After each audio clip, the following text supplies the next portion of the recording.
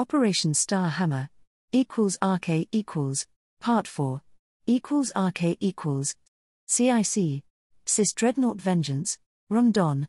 A thought brought a composite sensor picture to the front of Admiral Zelik's mind.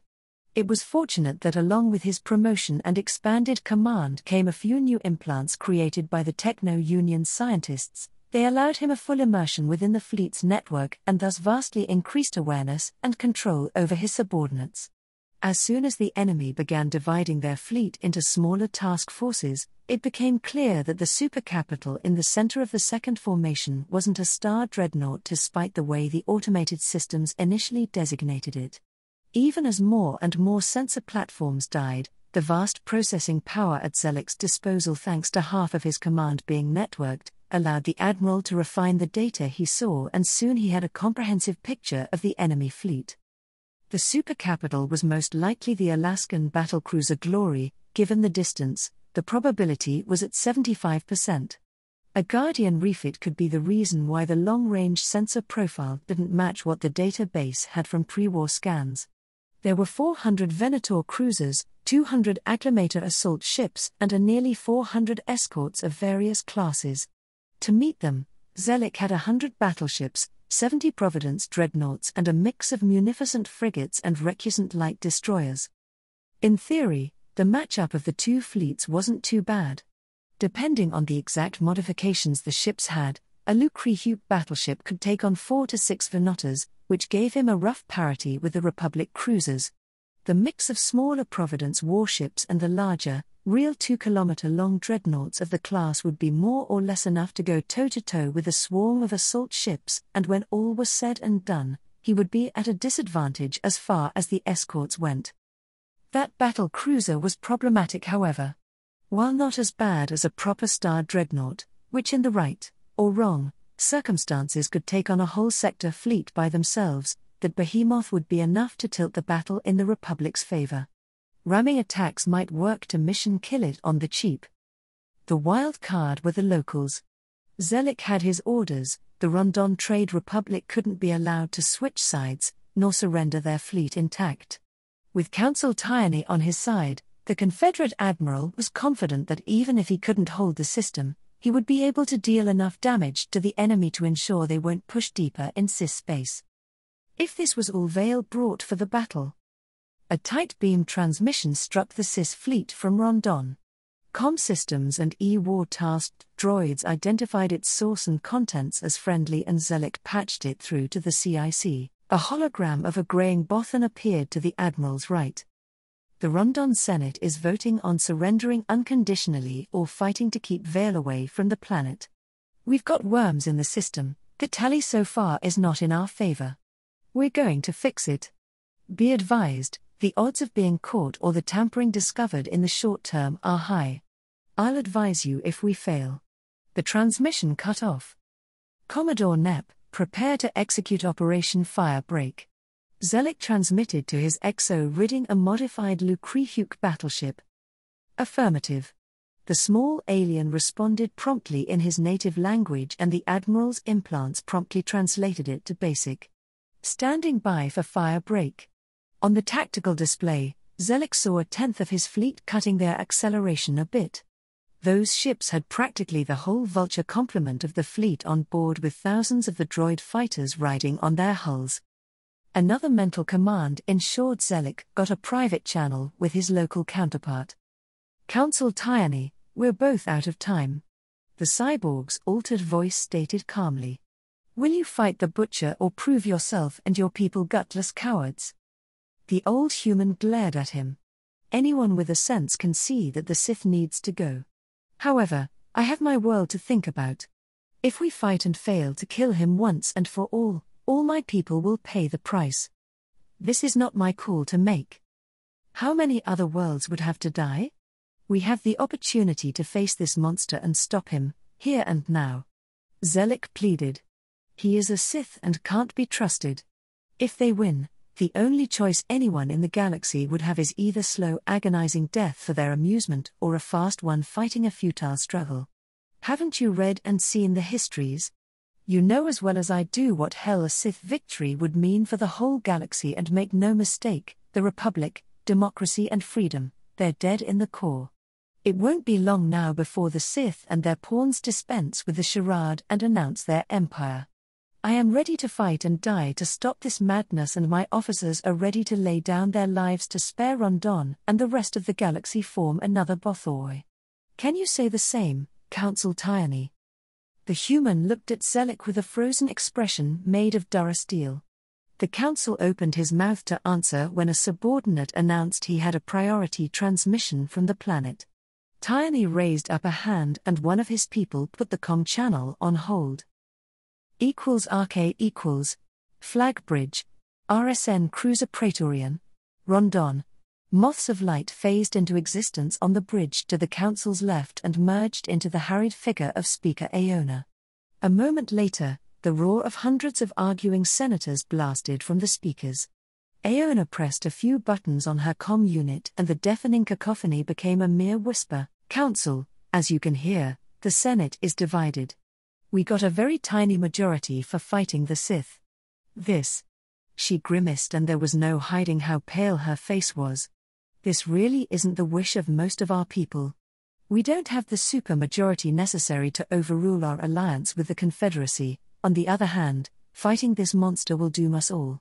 Council, can you win? Tyranny looked at the tactical plot. He had already ordered his fleet to move between the planet and the approaching Republic Armada. However, none of his ships went beyond the protective umbrella of the orbital defense network. The Confederate force was shifting formation with its rear slowing down to form a task force that might be invisible to the enemy until they got much closer. The correlation of forces is too close for my taste. Against any other opponent, even if they destroy our mobile assets, I would pledge that they wouldn't have enough ships left to threaten Rondon. With the Sith here and in command, we have to win or at least kill him, and that I simply can't guarantee. Council, given the vote, my position compels me to order you to support our allies. However, as a citizen of Rondon, I must plead you to stand down. The danger to our people is extreme. Please. Tyranny looked grimly at the speaker. Sulla had his duty to his people, risking them all on the chance of victory. I'll do what I must, Speaker. He cut off the connection and restored the one with Admiral Zelek. The cyborg's optics stared impassively at him. Sulla knew what he had to do: let Vale win this day and hope someone else would be able to kill him, when there weren't billions of people at stake. Or when it wasn't your people at stake, a quiet, traitorous voice whispered in the back of his head. At that moment, he could see it, the Confederacy unraveling as system after system surrendered without a fight to avoid Sith repression. If those monsters were allowed to win, how many billions, nay trillions, would burn for their own amusement? Would betraying everything he stood for as a person and the will of the Senate, as divided as it was, be worth it? Would it buy Rondon's safety or only doom them all to slow death as Zelek believed? Admiral, I have my orders. Sulla bit off. He opened his mouth to announce his cowardice for the galaxy to hear, his betrayal too, then closed it with a click. We're out of time, Council. What are you going to do? Zelek asked. Who are you? Who are you going to be remembered as? A hero standing against the dark, or a coward consigning countless people to the mercy of the Sith? RK Part 5 RK Flag Bridge, INS Cruiser Praetorian, Rondon. The INS command net lit up with signals coming from every major combatant in the fleet, and the battle stations soon followed suit. The Sith did choke all channels with his demand after all. While Tyranny struggled with making probably the most consequential decision in his life, certain INS ships took things in their own hands. The light cruiser Void Dancer and her escorts dropped their shields and went dead in space, with the only sign of them being alive being the unconditional surrender they broadcasted for the whole system to hear. 2 frigate packs followed them in surrender before the cruiser Equilibrium fell out of formation and her power emissions fell like a rock thrown into a pond. Just like that, the Rondon Navy began disintegrating. If he had to be honest with himself, the Council felt only relief at the choice being taken out of him. This is Council Tyranny to all Rondon units, stand down. He swallowed his shame as he gave the order. Both relieved and outraged voices bombarded the flag from coming from all over the fleet. On the tactical plot, the hundreds of green symbols surrounding Rondon blinked from healthy green to blinking orange, indicating the radical shift in their status. "You choose the coward's way then." Admiral Zelik let out a disappointed electronic sigh. "I do what I must to preserve my people. Even somehow destroying this whole Republic fleet won't guarantee that the Sith won't ravage Rondon." Sulla vented at his Confederate counterpart. "It is a treason then." Zelik lowered the bunch of equipment that passed for his head nowadays. "Execute firebreak." The smaller task force that was falling back behind the rest of the Confederate fleet slowed down even further before suddenly shifting vectors to point at Rondon. Tyane's eyes widened. Zelik couldn't be insane enough to fight a two-front war when he was already outnumbered by the Sith forces more than 2-1. Then he looked back at the main tactical plot that had Rondon's orbital defenses coming offline to indicate acceptance of his order for surrender. "Get the grid back online and turn us around to intercept the Confederate forces. They're about to stab us in the back." The Council's composure cracked as he shouted the order. He didn't acknowledge that his actions and those of his subordinates at best translated to cowardice in front of the enemy, if not outright treason against the Confederacy. Predictably, the conflicting orders and the chaos already reigning amidst the fleet and orbital defenses slowed down reaction times significantly. By the time Zelik's smaller task force jumped at the edge of Rondon's gravity well, the great majority of defenses were either frozen in indecision, slowed down by chaos and disintegrating command networks, or simply refused orders.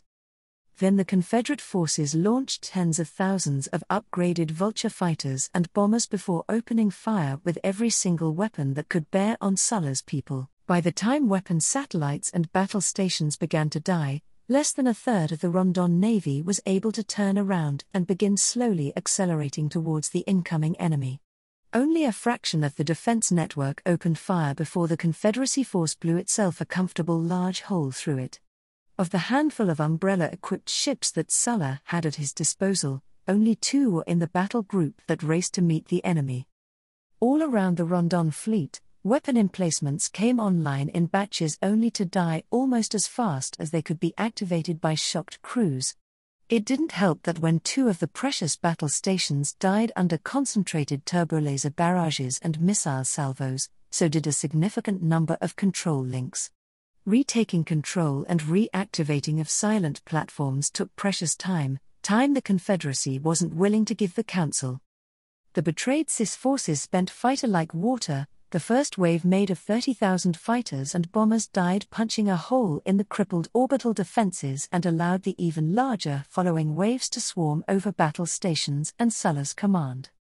"Fire Plan Death Shield." The Council hissed through clenched teeth. His capital ships cut off their acceleration while the escorts raced to form a wall between them and incoming swarm. Missiles and point defense did their best, even anti-ship weapons spat defiance against the thousands upon thousands small craft coming at them with a suicidal oberdone. The relatively few fighters the Rondon ships carried boldly, or suicidally depending on your point of view, flew against the approaching armada hellbent on disrupting their attack runs.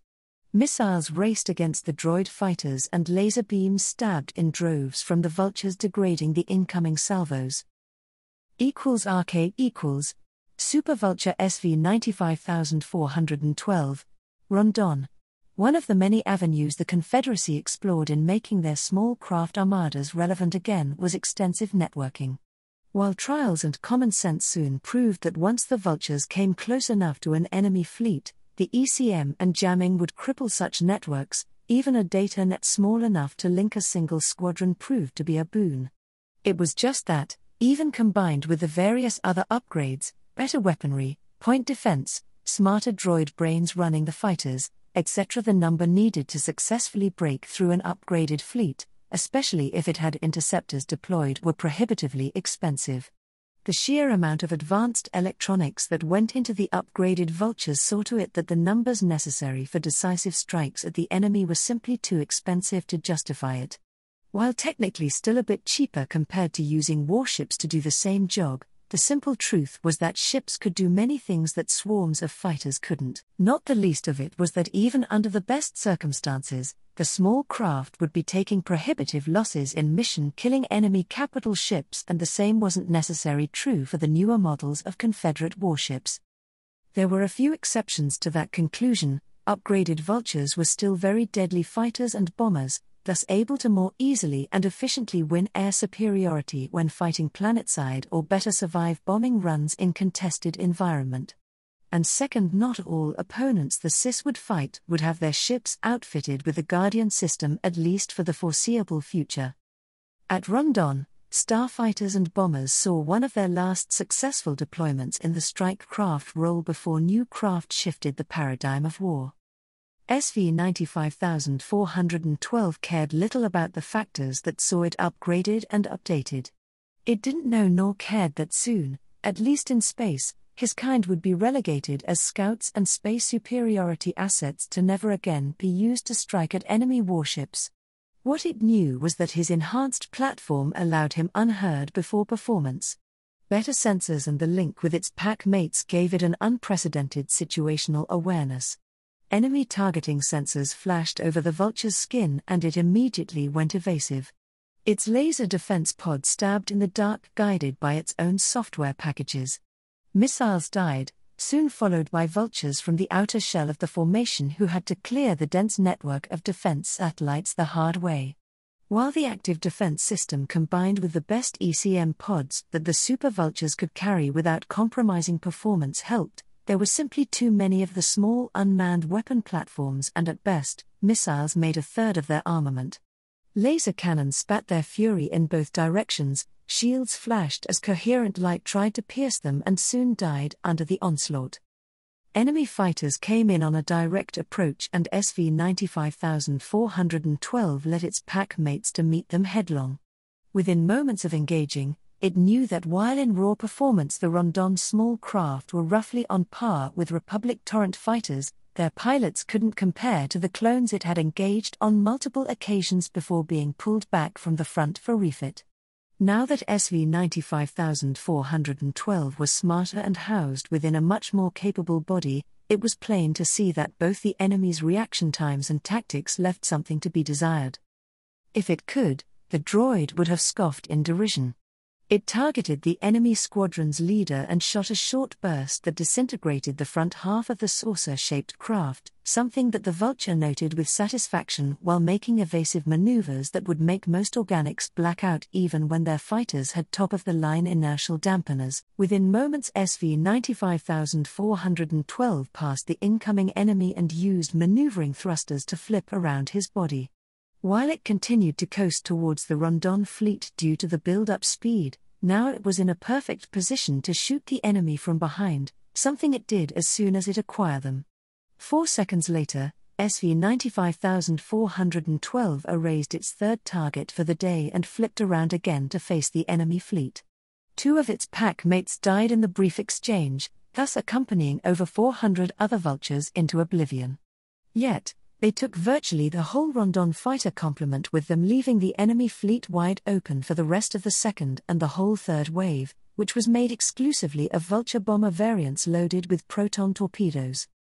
SV 95412 led the Confederate fighters as a screen before the incoming strike craft, and they did with a significant portion of the incoming AA fire the hard way, by absorbing it.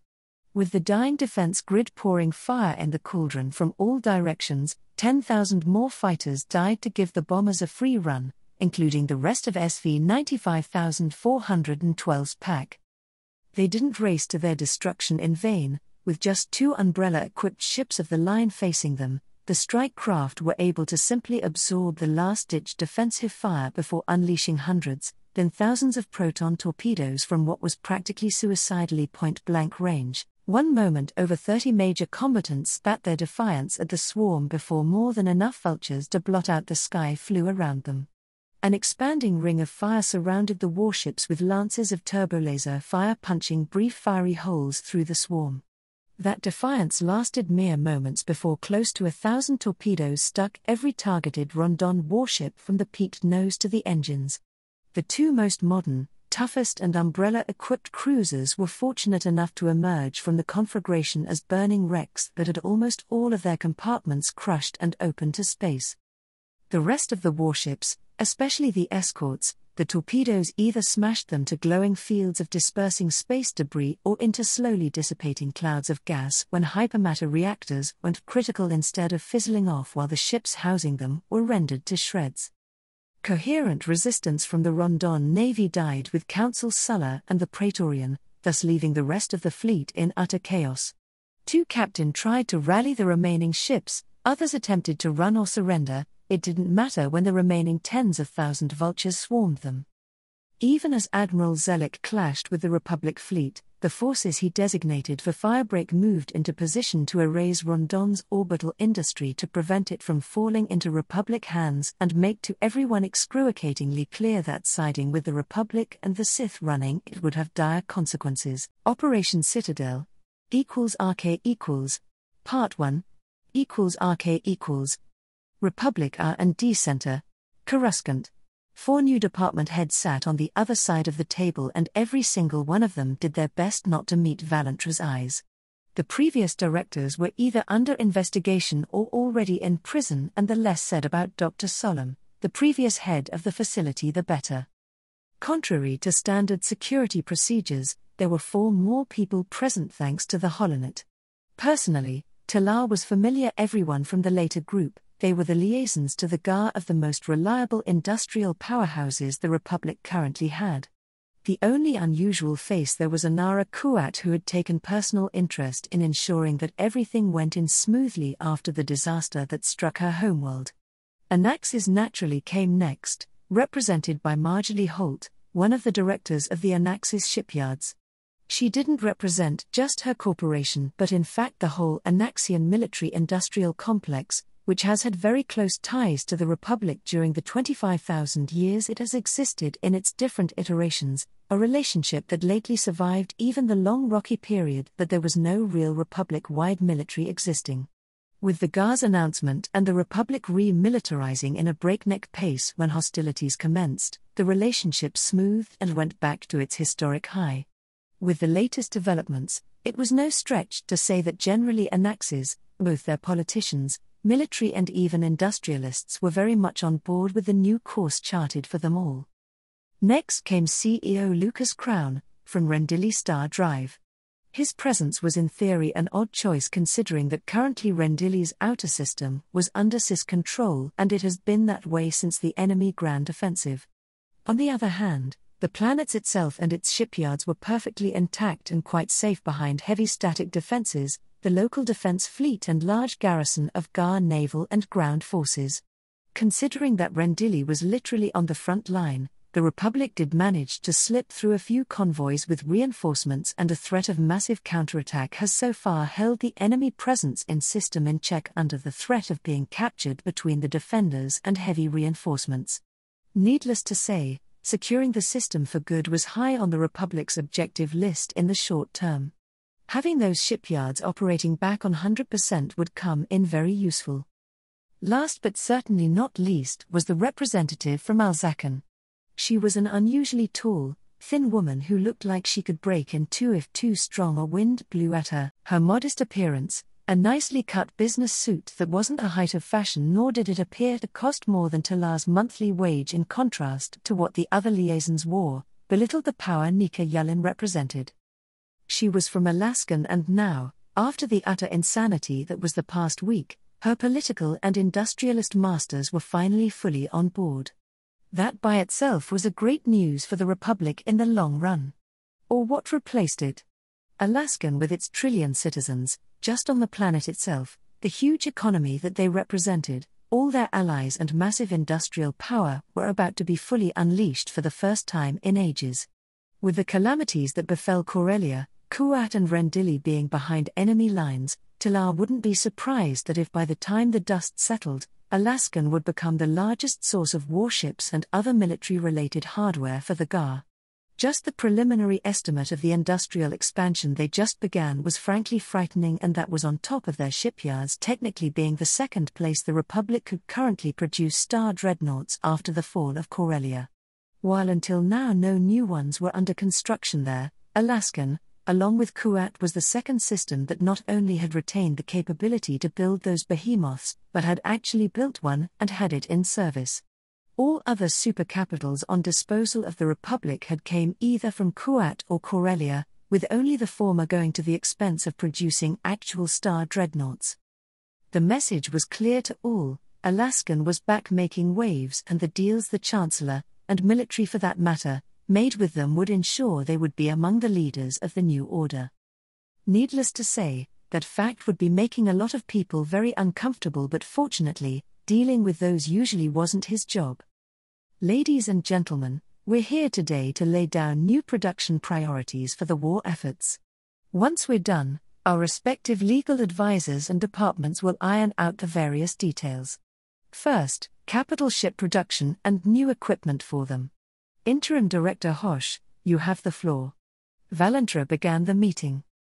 The only Salastian, who was incidentally the shortest being in the room, looked particularly uncomfortable when everyone's undivided attention fell upon his small form. As he began to speak, a translator on his person ensured everyone heard clear basic. I'll begin with Project Phalanx, which I'm best familiar with considering that until recently I was in charge of overseeing it. As you should know, the first phase was an unmitigated success.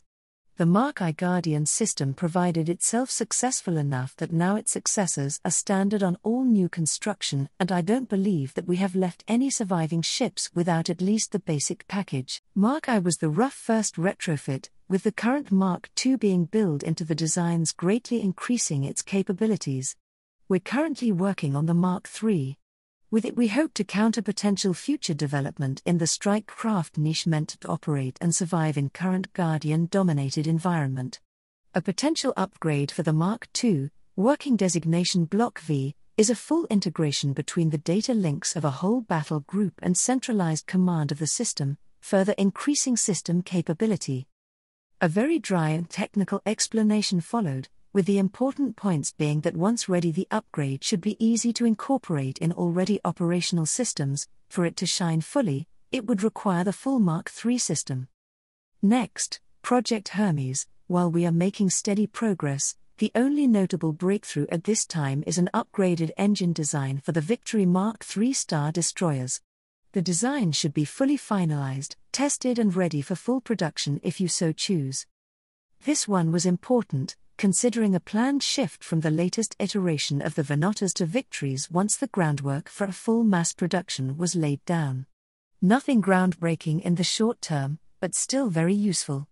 The closest thing to a game changer in the foreseeable future would be the last project the director would be covering. Third, Project Dragon Scale.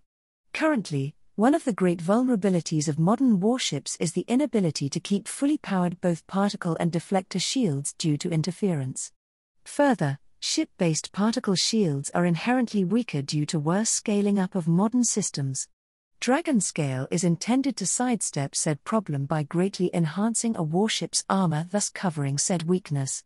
The theory behind the project is solid, and the basic concept an old technology that fell out of favor with the blaster and turbo lasers becoming mainstream weapons. We estimate we'll need at least another year before we have a prototype that might be able to be useful against warship-grade weaponry. On the other hand, preliminary investigation points at the concept being rather useful against missiles and mass driver weaponry on the vehicle scale. We've provided the necessary information to the relevant department. It should be noted that if Project Dragon Scale is successful, its implementation would require a serious redesign of a warship's armor scheme to install it, perhaps to the point of being practical only for new construction. Hosh paused to take a sip of water before coming to the most relevant part of his report. Finally, Project Antares. It has a simple purpose, investigating the potential of antimatter of being a viable power source and weapon for warships. The inherent dangers compared to hypermatter and fusion should be obvious. While antimatter has been used both as weapon and power source in the past, the containment systems existing at the time simply made it less than practical, especially for warships, which by definition are expected to be shot at. Now, Project Antares had 3 separate subgroups. First, power generation. Needless to say, it is significantly more efficient than the best fusion plants we have, however it pales in comparison with hype matter. While antimatter won't be useful for primary warship reactors anytime soon if ever, and so far studies and experiments point at not being worth replacing fusion reactors with it, now the Salustian actually smiled, we did make a breakthrough in the past few weeks. This is because of our experiments with the second area of study, antimatter-directed energy weapons. We do have prototypes in testing, and while they aren't much more effective against deflectors than turbo lasers, and it is not a good idea to use such weapons in atmosphere, their effect on armor is simply devastating. Further, even if Project Dragon Scale is a complete success and copied by the enemy, it would provide little to no resistance to antimatter beams. Here comes the reactor part. Instead of carrying large amounts of volatile antimatters, we propose to use dedicated reactors that can create it and, if necessary, serve as a tertiary power source for a warship. Time until you're past the prototype stage? Estimated date for beginning mass production: 3 to 6 months for limited production of antimatter beam weaponry, perhaps 6 more months if we go with creating and testing the right type of reactor for a ship to produce its own ammunition that way. How would it receive and store the ammunition otherwise? Yelena asked. This is covered by the last part of the report, which by itself makes Project Antares a success. With current technology, we can enhance the warheads of our warship and even small craft missiles with at least 50% yield for existing missile types. For capital ship missiles, the increase can be up to 70 to 100%, depending on design. With missiles built from the ground up to incorporate antimatter, perhaps as a fuel as well as warhead, we can achieve tremendous increase of firepower, especially at short range, which is the best considering the proliferation of effective point defense systems. Thank you, Director. As you might have figured out, this meeting have multiple goals. At least in part it is to give you heads up for future developments so you can plan for potential shift in priorities. Valentra explained. Second, as per the latest agreements, we are disclosing certain capabilities so they can be not only incorporated in future GAR design but among your own defense fleets, now as far as what the GAR needs warship-wise. Once the Victory Mark III design has all building blocks ready for mass production, we will require a gradual ramp-up in production to coincide with a cut in Venator build-up. The end goal is to replace the Venatas with the newer, more capable design. Once the project, codename Imperator, is past the prototype stage, we'll require initial limited construction run to iron out any possible issues before ordering a large batch of those ships. Once operational, the Imperator project is to be known as the Palpatine class. =RK equals Interlude, a master and his apprentice. =RK equals Arya watched fleets clash through her master's eyes. For once, this was no memories from his past but a battle unfolding in a real time. Multiple formations, both Republic and Separatist, danced through space maneuvering for a better position. While the enemy was certainly outnumbered, the CIS commander had enough ships to cause significant damage if he got the chance, and he was doing his best to do precisely that. The battle has been going for nearly half an hour now, yet no shot was fired. There were just over 20 subformations jousting for better positions. The Republic battle groups did their best to maximize the advantages granted to them by numerical superiority, while the Separatists were attempting to minimize it and achieve local firepower superiority if nothing else. Did you plan this, Master? I'm merely taking advantage of the opportunity to train our crews and officers. Being where she was, Arya could feel the amusement that her question about plans rose within her master. She knew now that what many accused him of wasn't true, that he didn't plan to throw the whole galaxy under the thrall of the dark side for the hell of it. And it was too bad that his detractors weren't going to believe it even if he swore up and down to his dying breath that this was indeed the case. She remembered the conversation they had on this topic yesterday, while awaiting the fleets to be as ready as they could get in the time available before the operation launched. It was both amusing and educational to figure out that she had insights that her master hadn't considered before.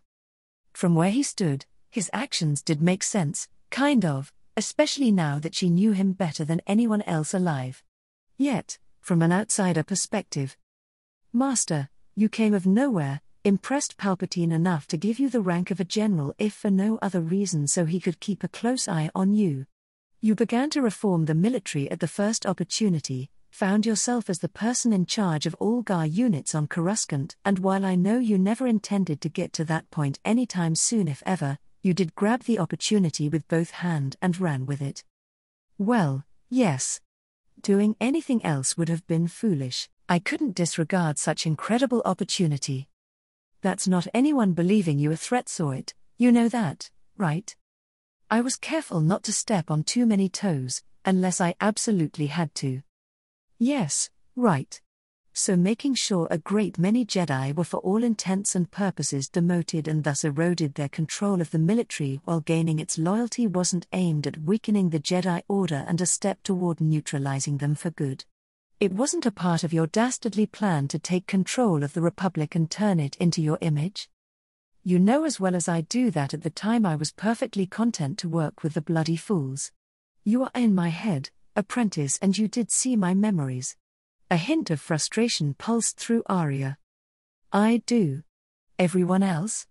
They either see you as the savior who came to the rescue in their darkest hour, that's both the Republic as a whole and the military, or they see you as someone who did his best to subvert them, throw away any civilized notions of conflict and corrupt both the army and the Republic at its core. I couldn't possibly corrupt or make the Senate worse than it was when I arrived even if I tried. Her master protested.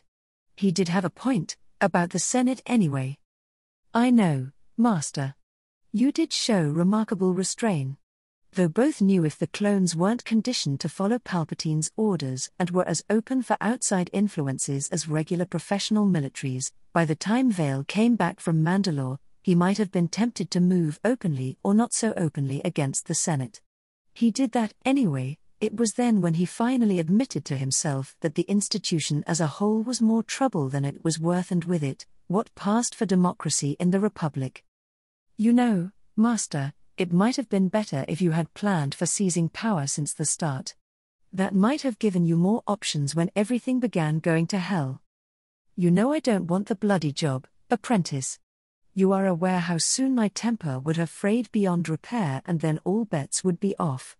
It might have worked in the long run if we didn't have to worry about the Separatists, but with them, Sidious, the Jedi and the clones in play.